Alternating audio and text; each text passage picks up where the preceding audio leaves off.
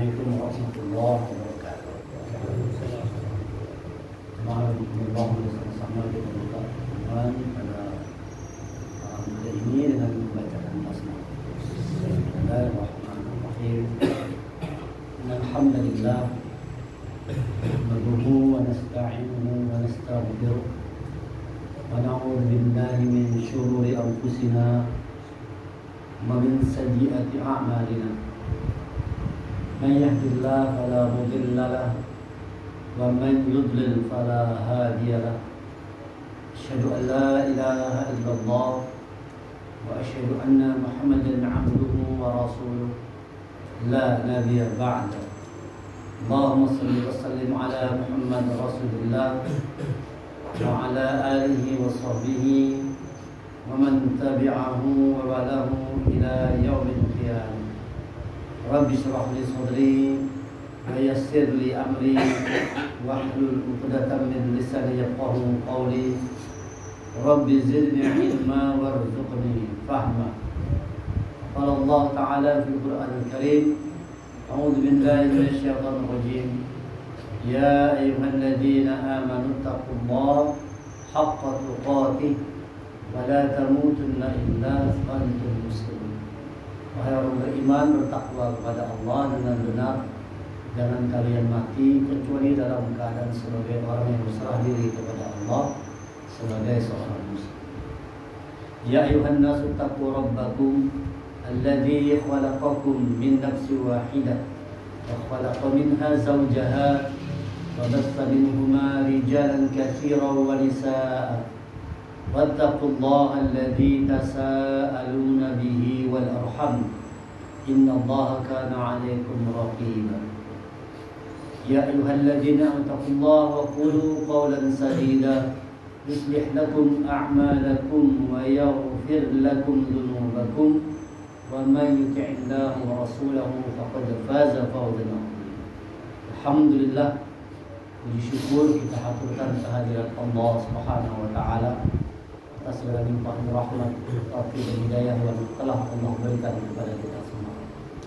Salawat dan salam semoga senantiasa tercurah pada Nabi kita Nabi Muhammad sallallahu alaihi wasallam beserta kerabat, sahabat dan pengikut beliau hingga akhir zaman. Malam hari kita akan melanjutkan kajian kita surah Al-Fath, surah yang ke-48 terdiri dari 29 ayat, termasuk dalam surah Madaniyah. Artinya surah ini diturunkan setelah fase hijrahnya Rasulullah SAW dari Makkah ke Madinah, tepatnya di tahun 6 Hijriah. Jadi surah Al-Fath ini turunnya di tahun ke-6 Hijriah, bertepatan dengan peristiwa terjadinya perjanjian Hudaybiyah itu di tahun ke-6 Hijriah. Surat ini turun, ulama tafsir mengatakan dalam rangka menjelaskan, menjawab isi dari perjanjian Hudaybiyah, perjanjian antara umat Islam sama kaum Quraisy, kaum kufar Quraisy, yang pada saat itu perjanjiannya itu terlihat oleh sahabat lebih menguntungkan pihak kaum Quraisy, kaum kafir Quraisy. Kalau sahabat menyarankan kepada Rasulullah supaya tidak menerima perjanjian tadi. Itu kan Rasulullah bermimpi untuk masuk ke kota Makkah untuk ibadah umroh dengan aman. Lalu dikirimlah utusan ke sana Utsman bin Affan untuk menyampaikan bahwa ini umat Islam lebih kurang sekitar 1.400 orang akan datang ke Mekah, masuk ke Mekah untuk ibadah, bukan mau perang, mau ibadah. Nah, tetapi ternyata tidak diizinkan oleh orang kaum kufar Quraisy. Bahkan Utsman bin Affan itu sempat ditahan. Lalu hadis berkembang bahwa Utsman bin Affan sudah dibunuh. Lalu Rasulullah mengajak seluruh sahabat untuk berbaiat, yang dikenal dengan baiat Ridwan, baiat Ridwan. Nanti dijelaskan di dalam surah Al-Fath. Ya, jelaskan. Jadi baiat Ridwan bahwa kondisi setia, apapun sahabat-sahabat semua tetap setia pada perjuangan Rasulullah. Akhirnya setelah itu orang takut Quraisy takut juga nih dengan umat Islam sudah berbaiat kepada Rasulullah nih, siap mati bahasanya kan. Mau sudah baiat itu kan jadi setia tuh, harta benda jiwa, nyawa pun siap berkorban. Akhirnya Utsman bin Affan dilepaskan. Lepas mereka, caranya Rasul menerima berbekalah Rasulullah dari perjanjian nanti di tahun ke-10 Hijriah baru bisa masuk ke kota Mekah dengan aman. Surah Al-Fath juga artinya menang. Artinya menang ini ceritanya tentang bagaimana ditundukkannya kota Mekah, ditaklukkannya kota Mekah. Inna fatahna laka fatham mubina. Sesungguhnya telah kami berikan kepadamu kemenangan yang dekat. 6 Hijriah bersepakat damai. Berapa tahun setelahnya kota Mekah berhasil ditundukkan oleh umat Islam dalam keadaan damai, tanpa pertumpahan darah sedikit pun tidak, damai menerimanya. Islam berhasil menaklukkan kota Mekah. Itu terjadi peristiwanya di tahun 10 Hijriah, penaklukan kota Mekah. Sedangkan perjanjian Hudaybiyah dan turunnya surah Al-Fath ini terjadi pada tahun ke-6 di ayat 1 sampai ayat 4 kemarin ya, sampai ayat 5 ya. Kita kaji tentang bagaimana konsep kemenangan itu. Artinya Al-Qur'an kalau kita baca, dia bukan sekedar cerita masa lalu, bukan sejarah masa lalu, tapi Quran ini kalau kita baca, dia adalah konsep hidup kita untuk saat ini. Quran ini berlaku dulu, sekarang dan akan datang. Ini bukan hanya sebatas kita pahami sejarah, tapi bagaimana ayat ini bisa kita praktekkan, kita terapkan, kita amalkan dalam kehidupan sehari-hari. Contoh kemarin misalnya, bagaimana supaya menang kita. Nah, kalau katakan supaya menang itu yang peroleh Allah, banyak minta ampun sama Allah, istighfar, minta ampun. Orang banyak istighfar menang. Tandanya kita menang itu masih mau meminta ampun sama Allah, itu menang dunia, menang akhirat. Orang yang hatinya itu selalu menyadari salah, itu orang menang namanya. Menyadari kekurangan diri, menyadari kelemahan diri kita, dan kita mau bertobat, mau kembali kepada Allah. Itu tandanya orang yang menang.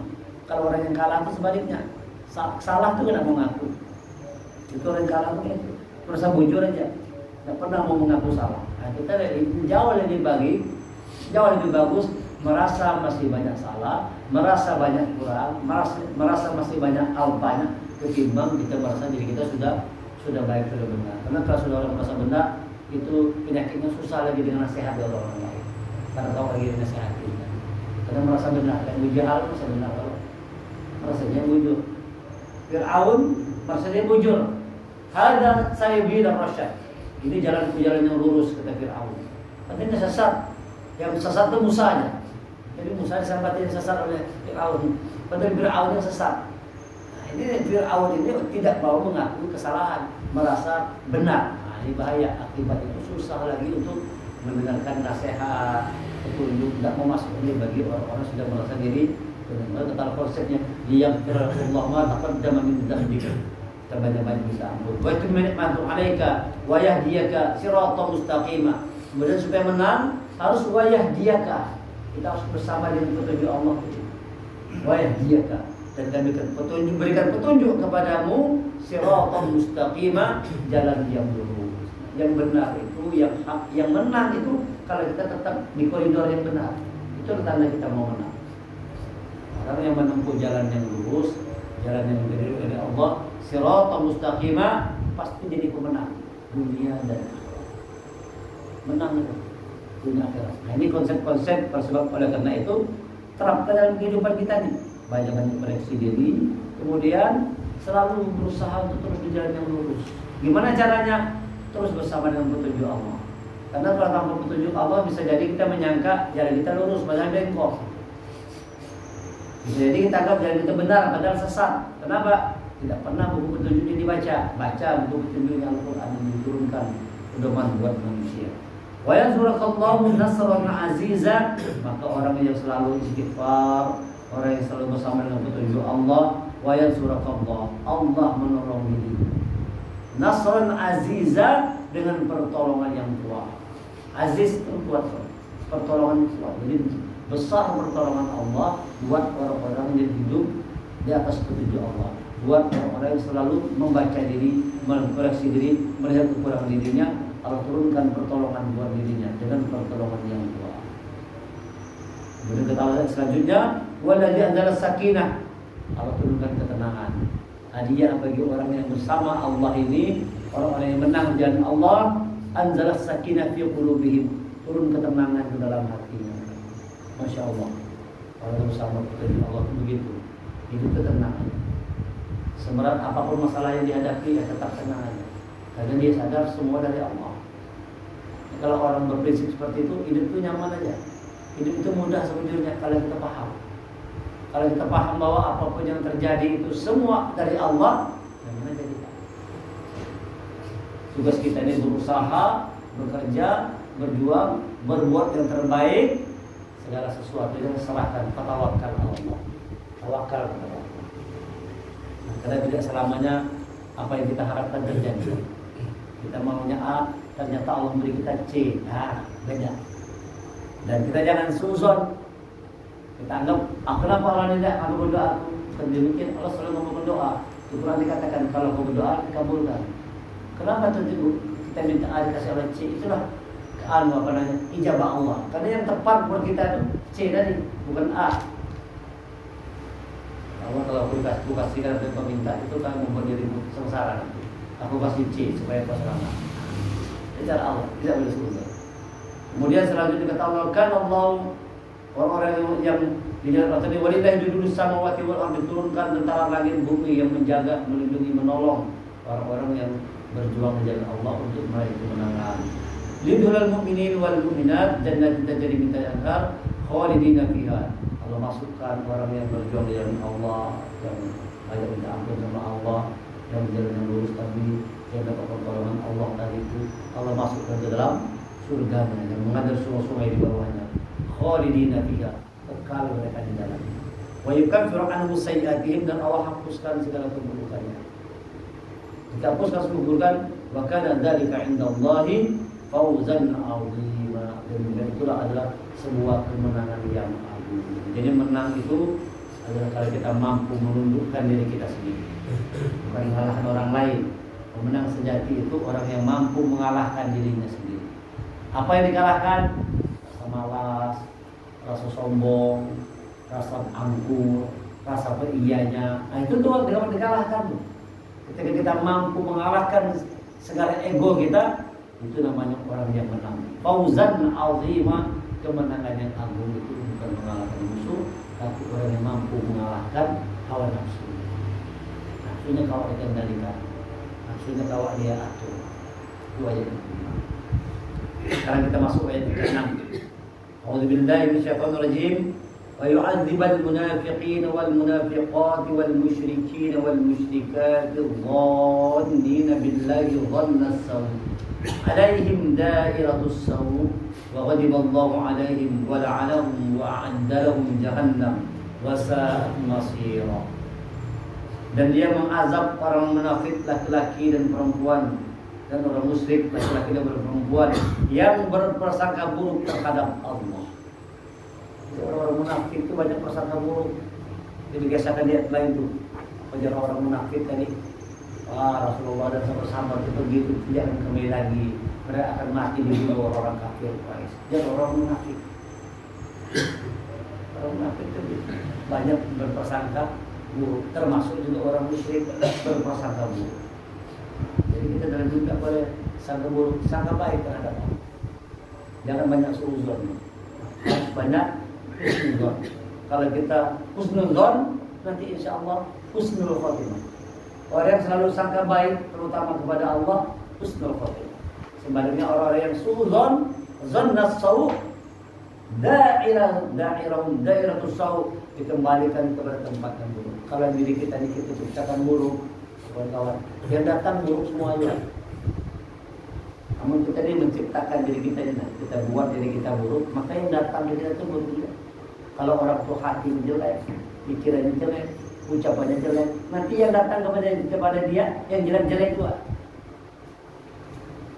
Ada orang yang pikirannya buruk, ya kan, hatinya buruk, mulutnya buruk, ucapan kata yang bagus-bagus kan ada. Itu sunatullah. Siapa yang berbuat buruk, yang datang kepada dirinya yang buruk-buruk juga. Datang buruk-buruk juga. Kalau kita ingin yang datang kepada kita adalah kebaikan, buat diri kita, jadikan diri kita ini sebagai orang yang baik. Dari cara berpikir kita baik, dari husnuzon, positif tinggi. hati kita baik, dua orang lain baik. Nah, kemudian ucapan kita juga ahsanul, ucapan kita juga adalah ucapan-ucapan yang baik. Kalau kita melakukan kebaikan, maka insya Allah yang datang kepada kita juga adalah kebaikan. Sebaliknya kalau kita melakukan keburukan, yang datang juga keburukan. Oleh sebab itu jauhkan yang namanya keburukan. Salah satunya dhanna saw, prasangka buruk. Nah, jangan banyak prasangka buruk kalau orang lain. Itu menghancurkan diri kita sendiri. Jangan banyak berprasangka buruk. Sebagaimana orang-orang munafik, orang musyrik yang banyak berprasangka buruk terhadap umat Islam. Sangkanya buruk terus. Sampai ini kan ibadahnya kita ini teroris lah. Ibadahnya umat Islam Indonesia ini anti Pancasila lah. Sangka buruk terus. Memang orang munafik begitu. Ya kan? Orang munafik memang seperti itu dia. Menyebarkan isu-isu bahwa Islam ini kamu mendukung pemerintahan, lalu misalnya dicap radikal. Kayak itu tuh. Namun kita ini misalnya melawan sedikit aja, koreksi sedikit, kritis sedikit aja, radikal. Namun kita orang Islam langsung dicapnya radikal. Senjatanya mulai bahari kayak itu tuh, orang munafik kayak itu. Sejak zaman Nabi sudah kayak itu. Kalau Islam dikatakan orang-orangnya keras apa segala macam, berprasangka buruk. Wa ghadiballahu alaihim wa la'anahum wa 'adda lahum jahannam wa sa'at masira. Dan Allah murka kepada mereka dan mengutuk mereka. Jadi hati-hati, prasangka buruk itu bisa mendatangkan murkanya Allah. Bukan sekadar murka, wa la'anahum, dan laknat. Orang prasangka buruk ini bisa membuat murka Allah dan membuat sebab turunnya laknat Allah. Itu akibat terlalu sering berprasangka buruk. Jangan main-main dengan sangka buruk. Jangan ditanggap enteng. Jauhkan sangka buruk dari hati kita ini. Jauhkan. Ya. Quran dikatakan dalam surah Al-Hujurat, ya ayyuhalladzina amanu tanibu katsiran minadh-dhanni. Inna ba'dadh-dhanni itsm. Wahai orang beriman, jauhlah prasangka buruk, karena prasangka buruk itu adalah dosa. Dalam hadis sudah dikatakan, jauhi prasangka buruk, sebab prasangka buruk adalah perkataan yang paling dusta, itu adalah sangka buruk. Sebab kalau orang sudah prasangkanya buruk, kalau bapaknya salah ada, salah kan? Orang itu kalau buat apa-apa itu pada akhirnya ada prasangka buruk. Ini itu nama curang, padahal ada. Ini itu nama pengkhianat ini, sedang ada seperti itu. Nah ini dikatakan Rasulullah dalam hadisnya, perkataan yang paling dusta itu adalah prasangka buruk. Sebenarnya prasangka buruk itu adalah seburuk-buruk perkataan. Sangka buruk itu bisa membuat perkataan kita jadi tidak muncul. Jadi tidak. Kalau sudah punya keburuk sama orang, fitnah ada isinya.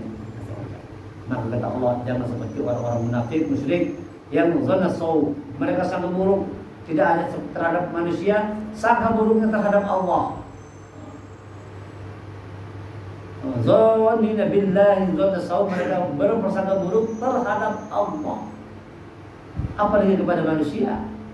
Kalau Allah jadi sangka buruk, ini repot orang munafik, orang musyrik. Yang kepada manusia sama Allah aja sangka buruk. Lalu kata Allah, wa a'adda lahum jahannam wa sa'at masira, dan neraka jahanam itu seburuk tempat kembali. Kembali kepada tempat yang buruk bagi orang-orang yang berprasangka buruk. Walillahi junudus samawati wal ard wa kana Allahu azizan hakim. Dan milik Allah bala tentara langit, bumi, dan Allah maha perkasa, maha bijaksana. Wa kana Allahu aziz. Artinya kita kalau menghadapi sesuatu yang buruk tadi, memang harus punya kemampuan aziz. Azizan hakimah, kuat dan bijaksana. Jangan lemah kita. Rasulullah itu bayangkan bagaimana tuh sangka buruk orang kafir terhadap Rasulullah, kebencian orang-orang musyrik terhadap Rasulullah sangat luar biasa. Tetapi Rasulullah itu aziz, kuat. Dihadapinya aja. Disambati macam-macam, tenang dihadapinya. Hakimah, bijaksana. Kadang-kadang itu begitu. Jadi kita sendiri ngalamin itu. Kalau kita diserang orang, difitnah orang, dicaci maki orang, itu memang tidak nyaman. Kalau kita kadang kuat, kita bisa mukul orang, kira-kira seperti itu. Kalau kita kuat kita bisa hilang kesabaran kan. Makanya kata Allah diperlukan makan Allah azizan hakimah. Diperlukan sifat aziz, artinya kekuatan kita bertahan menghadapi sesuatu yang kita sukai. Dalam hidup kan seperti itu. Kadang-kadang kita berhadapan dengan hal-hal yang kita senangi, nyaman. Tapi kadang-kadang kita harus berhadapan dengan hal-hal yang tidak kita sukai. Nah, ketika berhadapan dengan hal-hal yang kita disukai ini yang perlu kekuatan. Kalau berhadapan dengan hal-hal yang menyenangkan, nyaman aja. Ya, kalau nyaman aja kita suka, senang. Ketemu kawan yang kita senang dengan dia, nyaman. Coba ketemu orang yang kita kan suka, benci. Itu nggak ibadah. Muar benar dia kemudian mukanya dia muar benar. Mau benar ya. Hari kita tuh. Padahal di situ tuh letak kekuatan kita tuh aziz kuat dah kita berhadapan dengan sesuatu yang tidak kita senangi. Harus menerima. Quran mengatakan bisa jadi sesuatu yang kamu sukai itu karena bagus bagimu. Sebaliknya sesuatu yang tidak kamu sukai itu yang baik buat dirimu. Wa asa an takrahu syai'an wa huwa khairul lakum wa asa an takrahu syai'an wa huwa syarrul lakum wallahu ya'lamu wa antum la ta'lamun. Bisa jadi kamu suka sesuatu tapi tidak baik bagimu. Bisa jadi kamu membenci sesuatu tapi itu baik bagimu. Datang sesuatu yang kita tidak suka, barangkali itu yang baik buat kita. Kalau contohkan kemarin kalau kita dihina orang, disambat orang, difitnah orang, dimusuhi orang, dibenci orang, mungkin itu cara Allah supaya derajat kita naik. Supaya derajat itu naik, oleh kasih Allah kita sesuatu yang kita sukai. Dan kalau kita selalu husnuzon, nah, ini mungkin Allah sedang menguji aku. Nah, kada marah ya. Ini mungkin Allah sedang ingin menaikkan derajat pun. Lalu kita kuat menghadapi masalah. Coba kalau kita tidak punya kemampuan aziz, wah sudah. Ada orang kadang-kadang sampai bunuh diri dan sebagainya. Ada kan terjadi di Banjar tuh, ada anak sekolah, kita di sekolah, dia bunuh kawannya gara-gara dibully aja. Ada kan? Ada itu banyak masuk di medsos, masuk dalam kelas langsung dibacok dengan kawannya. Gara-gara apa? Gara-gara tidak kuat dibully aja. Bayangkan. Jadi kuat. Banyak yang seperti itu. Ada orang bilang karena ucapan orang lain sedikit aja bisa dibunuh orang. Cuma gara-gara ucapan aja. Batam mulutmu harimau. Ada orang gitu. Cuma gara-gara ucapan bisa jadi bunuh orang. Kita perlu berhati-hati dalam berucap. Mengatakan sesuatu itu apa? Dan ucapan kita itu adalah cermin dari apa yang dalam hati dan pikiran kita. Apa yang di hati kita dan di pikiran kita ini. Ketahuan dari apa yang diucapkan. Apa yang diucapkan? Tidak lagi salah. Akhbar. Ayat 8-nya inna arsalnaka syahidan wa mubasysyiran wa nadhira. Sungguh kami mengutus engkau Muhammad sebagai saksi, pembawa berita gembira dan pemberi peringatan. Quran isinya dua aja. Basyiran wa nadhira. Berita gembira dan peringatan. Quran isinya itu aja. Kalau ada berita gembira, kita sebut gembira dari ayat 1 sampai 5 gembira. Ayat 6 sudah mulai ini peringatan. Hati-hati, jangan sampai jadi orang munafik. Jangan sampai jadi orang musyrik. Jangan sampai berprasangka buruk. Kenapa? Kalau itu kita lakukan, wa yu'adzibal munafiq. Allah akan turunkan azabnya. Allah akan turunkan azab bagi orang munafik, orang musyrik, orang zalim dan sebagainya. Hati-hati. Jadi kita hidup ini berusahalah semaksimal mungkin, sekeras mungkin, sekuat mungkin. Jangan kita ini zalim terhadap orang lain. Jangan nyakiti hati orang lain. Berbuat baik aja. Kalau orang jahat lawan kita itu urusan sama Allah. Urusan kita ini berusaha berbuat baik aja. Jangan ada rasa dendam dalam hati, rasa benci dalam hati itu jangan ada. Sayang aja sama orang. Sayang aja. Jangan terbersit di pikiran kita untuk menzalimi orang lain. Nauzubillah. Zalim itu bahaya. Jadi belum dengar doa ceramah dia. Ada 3 dosa yang diturunkan azabnya itu dunia dan akhirat. Ada dosa itu nanti di akhirat baru dapat hukuman. Di akhirat baru dihukum. Dunia kan ada yang membuat dosa. Karena bapak aman aja di dunia, tapi dia akan dihukum. Tapi kata Allah ada dosa di dunia diazab, di akhirat dilipat gandakan. Apa dosanya? Yang pertama zalim lawan orang lain. Udah nomor 1 itu zalim dengan orang lain. Suka menjahiti orang. Namun orang tuh Aku sakit hati gara-gara kita ketujuan kita. Amun membuat orang itu susah, itu senang ada manusia gitu. Senang melihat orang susah. Tolong zalim. Susah melihat orang senang. Smos, senang melihat orang susah. Susah melihat orang senang. Ada orang begitu. SMS, senang melihat orang susah. Orang zalim. Jadi orang zalim ini kata Allah, kata Rasulullah, dia diadab di dunia, di akhirat dilipat gandakan. Jadi orang yang berbuat zalim siap-siap aja akan turun azabnya di dunia, sebelum mati dikasih Allah turun azabnya, kecuali dia bertobat. Oleh sebab itu jangan sampai kita berbuat zalim lawan siapa aja, terutama yang terdekat dengan kita lah, lawan bini kita, lawan bini, lawan anak, lawan cucu. Kadang-kadang kita amun sama orang bisa baik benar, tapi dalam keluarga seorang nanti orang berbuat baik. Kawan-kawan ramah senyum, lawan bini menyangit terus. Kawan ramah apa kabar? Kamu dengar bini menyangit terus, hop kamu ini. Kenapa bisa begitu kita? Sama orang bisa baik benar, bisa lembut, bisa ramah. Tapi yang sama orang terdekat di rumah kita itu kita bisa zalim.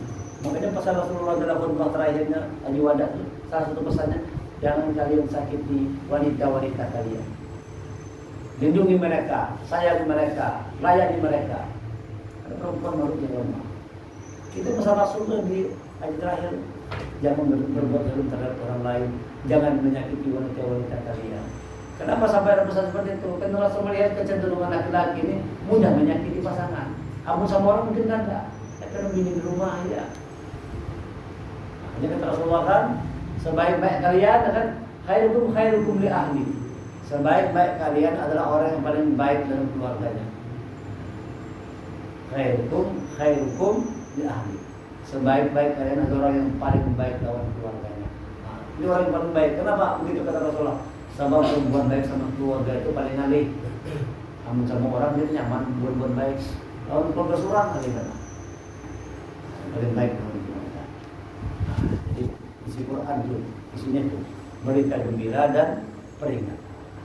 Terima. Litu'minu wa ismilan litu'minu billahi wa rasulihi wa tu'azziru wa tuwaqqiru wa tusabbihu bukratan wa asila. Dan kamu semua beriman kepada Allah, agar kamu semua beriman kepada Allah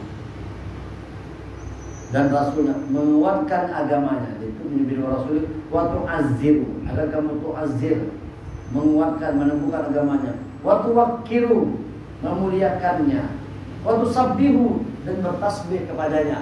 Bukratan wa asila, pagi dan petang.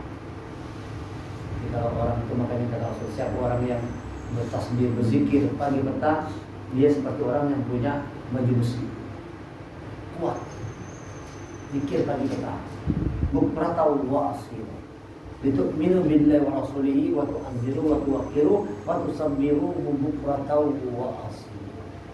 Agar orang beriman kepada Allah dan Rasulnya, menguatkan agamanya. Jadi kalau tadi kita beriman kepada Rasul, menguatkan agama, maksudnya itu ikut menjaga, ikut membela, melindungi Islam. Siapa lagi menjaganya kalau bukan kita? Kalau sudah ada usaha orang untuk menghancurkan Islam, tumbuhkan semangat jihad dalam jiwa kita, semangat membela agama Allah. Jangan diam-diam aja. Rasulullah sampai itu orang pada sakit, pada marah. Tapi kalau sudah urusan agama Allah yang dihinakan, terhunus pendapat. Jadi memang betul-betul menjaga agama Allah, menjaga agama Allah. Jangan sampai agama Allah itu lenyap dari muka bumi. Islam ini kalau tidak dipertahankan lenyap. Karena musuh Islam banyak-banyak. Yang pasti kan orang Muslim itu lebih banyak jumlahnya pada Islam. Itu sensus dunia kan. Sekarang katanya penduduk dunia sudah mungkin sudah 8 M ya. Sudah 8 miliar kan. Penduduk Muslim di muka bumi. Dan Islam berapa miliar? Dari 8 miliar. Ada sampai 2 miliar. Yang 6 miliar itu musyrik kafir di sini. Ada sampai 2 miliar ada umat Islam ini. Bayangkan masih banyak kafir musyriknya. Yang dari anggap 2 miliar tadi, yang bujur menjaga syariat Islam berapa persen lagi?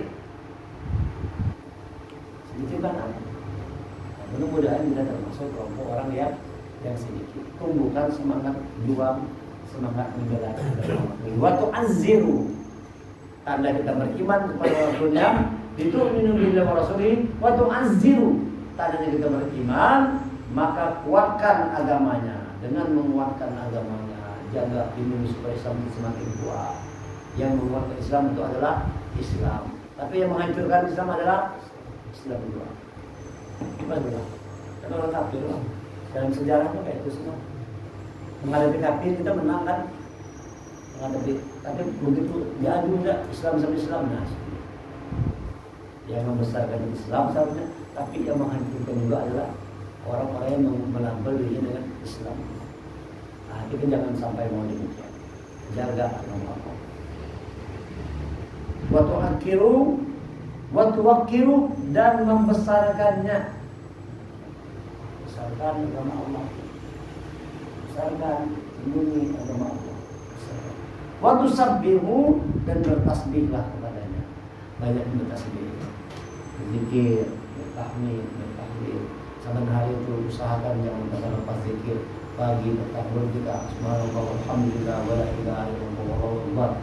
Allahumma shalli ala Muhammad wa ala ali Muhammad. Banyak berzikir. Bertasbih, bertakbir, bertahmid, bertahlil, berselawat, beristighfar. Astagfirullah, astagfirullah. Astagfirullah. Lakukan itu.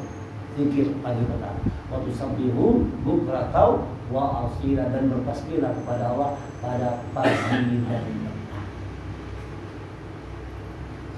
Kalau kita tidak punya apa-apa untuk diberikan kepada Rasulullah, berzikir, bertasbih kepada Allah. Ya Rasulullah, kami punya teman-teman orang sugi-sugi nyaman, mereka datang sama Rasulullah. Mereka tuh berbuat baik, nyaman, duit itu banyak, memberi kurang, duit segala macam, beri makan, memberi sedekah. Kami orang miskin tidak punya apa-apa, kayak apa yang berbuat baik. Ya Rasulullah, kalau banyak kalian berzikir kepada Allah, tasbih, bertamid, bertakbir, bertahlil, itu nilainya sama dengan orang yang bersedekah. Sama aja. Subhanallah, alhamdulillah, wa la ilaha illallah, Allahu akbar, wa la haula wa la quwwata illa billah. Banyak berzikir kepada Allah, banyak mengucapkan istighfar, astagfirullah, astagfirullah, astagfirullah. Nah, setiap hari, pagi petang istighfar, pagi petang selawat, pagi 10 kali, malam hari, sore petang hari 10 kali. Banyak selawat kepada Rasulullah, banyak berzikir, mengingat Allah, ala zikir, mengingat Allah, hati akan menjadi tenang. Ala bidzikrillah tatma'innul qulub, dengan mengingat Allah hati menjadi tenang. Ini pesan-pesan ayat-ayat Allah dari ayat 1 sampai ayat yang ke-9 Al-Quran. Kita masuk satu ayat lagi, terakhir ayat yang ke-10. A'udzubillahi minasyaitonir rajim. Innal ladzina yubayyi'unaka innama yubayyi'una Allah. Yadullahi fawqa aydihim. Faman nakatha fa innama yanqutu 'ala nafsihi. Wa man awfa bima 'ahada 'alaihi Allah fasayutihi ajran 'azima. Huruf ayatnya sampai di situ. Jadi kisahnya tadi ini ayat 1 sampai 10. Ayat 10 nya ada huruf ain, satu ruku, ada huruf satu kisah sama situ. Ayat 10. Bahwa orang-orang berjanji setia kepada Muhammad. Innal ladzina yubayyi'unaka innama yubayyi'una Allah. Bahwa orang yang berjanji setia kepada engkau Muhammad, sesungguhnya mereka hanya berjanji setia kepada Allah. Jadi orang yang setia kepada Rasul adalah orang yang setia kepada Allah. Tanda orang mencintai Allah, dia cinta dengan Rasul. Orang kalau cinta Allah itu cinta Rasul. Kalau orang cinta Allah, dia pasti menjalankan sunnah Rasul. Kalau tidak menjalankan sunnah Rasul, cinta palsu katanya. Orang yang cinta Allah, orang berpegang teguh janji kepada Rasul, itu sama halnya dia berpegang teguh janjinya kepada Allah. Innal ladzina yubayyi'unaka innama yubayyi'una. Pegang janji ini kadang mudah. Ada mudah dengan janji. Kita lahir ke muka bumi karena janji aja. Kita ada di muka bumi ini karena ada janji. Kalau ada janji kita lahir, kita mati, kita hancur, kita gugur kita. Jadi kita ini lahir karena ada perjanjian. Maka perjanjian itu pegang teguh. Dalam perut itu sudah janji kita. Ketika ruh mau ditiupkan, janji dulu. Kalau janji kita terpenuhi, ada janji kita. Tanya oleh Allah, alastu birabbikum, benarkah Tuhanmu? Lalu kita mengatakan, oh bala, syahidina, benar ya Allah, kami bersaksi, engkau Tuhan kami. Sudah bersaksi, sudah kita bersyahadah, sudah berjanji, sudah dalam perut rahim ibu bahwa Tuhan kita Allah. ada dendam lainnya. Nah, janji itu harusnya dipegang teguh. Jadi pesan Allah itu yang pertama, pegang teguh janji kepada Allah. Pegang teguh janji kita kepada orang lain, kepada kawan. Kan janji semua, kalau sebagai anak kita tidak janji sama orang tua. Ada kan? Apa janji kita sama orang tua? Kayak apa cara supaya orang tua bahagia? Jadi sama istri ada? Ada. Jadi sama istri. Jadi sama anak ada juga. Demikian juga orang tua kepada anak. Semua kita terikat dengan janji, terutama menjaga janji kita kepada Allah. Kalau kita katakan pada yang lain kecuali Allah. Qalu pada syaitan. Maka waktu kita lahir diingatkan lagi. Dia mengazankan, diingatkan janjinya. Ada yang bisikan, asyhadu an la ilaha illallah, asyhadu anna Muhammadar Rasulullah. Ada yang bisikan kalimat la ilaha illallah. Diingatkan soal janji itu, janji setia. Setelah itu setiap hari 5 kali sehari minimal kita ulangi asyhadu an la ilaha illallah. 5 waktu sholat kita ulangi terus. Janji itu jangan lupa. Terus kita pegang sampai nanti waktu kita mau mati diminta lagi janjinya. Katakan la ilaha illallah. Orang yang memegang janji, teguh dengan janjinya ini kepada Allah, nanti sholat di hayatnya dia mengucapkan la ilaha illallah. Tapi orang yang lupa janji kepada Allah, jadi dia katakan bahwa Allah tujuan hidupnya, Allah Tuhannya, ternyata yang dia tuhankan harta, ternyata yang dia tuhankan kedudukan, ternyata yang dia tuhankan adalah keluarganya, anaknya, istrinya. Yang begitu sulit untuk dia menyebut nama Allah. Maka kata Allah, pegang teguh janji kepada Allah. Innal ladzina yubayyinunaka innama yubayyinullah. Yadullahu fawqa aydihim. Tangan Allah ada di atas tangan mereka. Bukan artinya tangan Allah kalau di tangan kekuasaan. Tangan itu simbol kekuasaan. Jadi Allah itu maksudnya menguasai kita semua. Sekarang kita dikuasai Allah. Ada yang mati kan langsung mati, sekarang bisa juga langsung. Semua di tangan Allah. Semua di tangan Allah. Fa inna ma yanqusu 'ala nafsi wa man awfa bima 'alaihi Allah fasayutihi ajran 'azima. Maka barang siapa yang melanggar janji, maka sesungguhnya dia melanggar atas janji saya sendiri. Dan barang siapa menepati janji kepada Allah, maka dia akan memberikan pahala yang besar. Ini luar biasa nih, ajran 'azima. Allah berikan pahala yang besar bagi orang-orang yang mampu memegang teguh janji. Oleh karena itu kalau perjanjian Hudaybiyah itu buat janji, orang musyrik jangan dalam melanggar janji. Nah, baru perang ya selama berapa tahun nih? Nanti ternyata orang musyrik melanggar perjanjian Hudaybiyah. Kalau ingatkan, jangan sampai kita banyak berjanji. Orang yang bijak itu adalah orang yang bisa menepati janji. Tapi lebih bijak lagi, jangan tapi banyak berjanji. Pemilu banyak janji-janji sudah. Pemilu ini nambah hambur janji kalau, obrolan janji. Ya kan? Orang bijak itu menepati janji, tapi jauh lebih bijak lagi kada tapi banyak berjanji. Jangan banyak berjanji. Kamu pada kalau ditepati, dengan dosa janji. Tahun-tahun politik semua obrolan janji. Setelah menang lupa dengan janji. Dia terjadi. Mudah-mudahan kita tidak pernah melupakan janji kita, terutama janji kita kepada Allah bahwa hidup kita ini hanya semata-mata karena Allah. Tujuan hidup kita hanya Allah, tidak ada yang lainnya. Subhanallah wa bihamdika asyhadu an la ilaha illa anta astaghfiruka wa atubu ilaik. Assalamualaikum warahmatullahi wabarakatuh. Waalaikumsalam warahmatullahi wabarakatuh.